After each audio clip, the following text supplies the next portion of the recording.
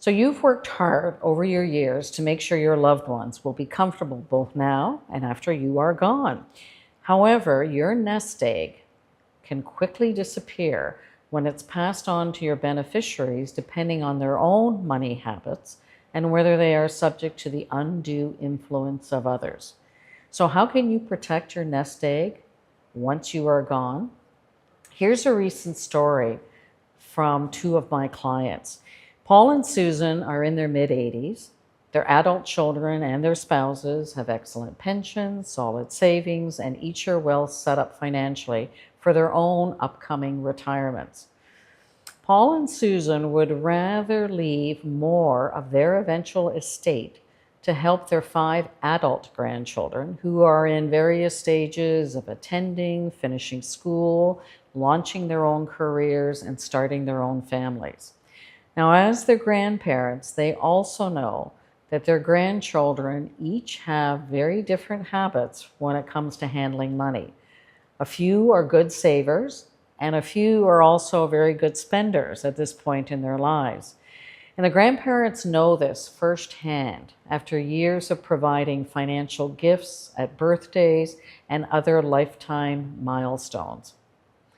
Paul and Susan have 2 options to prevent their eventual estate to their grandchildren to be potentially squandered quickly and to keep it protected. Now, the first and the most common option that comes to mind is establishing a trust. Specifically, it would be a spendthrift trust, is what they're called, to control an estate gift after death.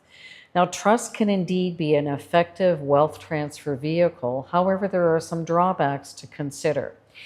First, there are new tax trust reporting rules, and there are significant initial setup costs for a trust.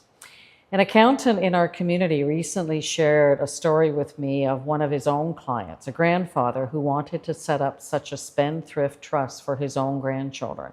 He had $100,000 to put into this trust.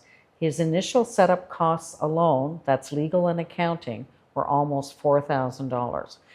Now, a second and a simpler and a no-cost alternative would be to take advantage of the unique features that segregated funds or investments through insurance companies offer.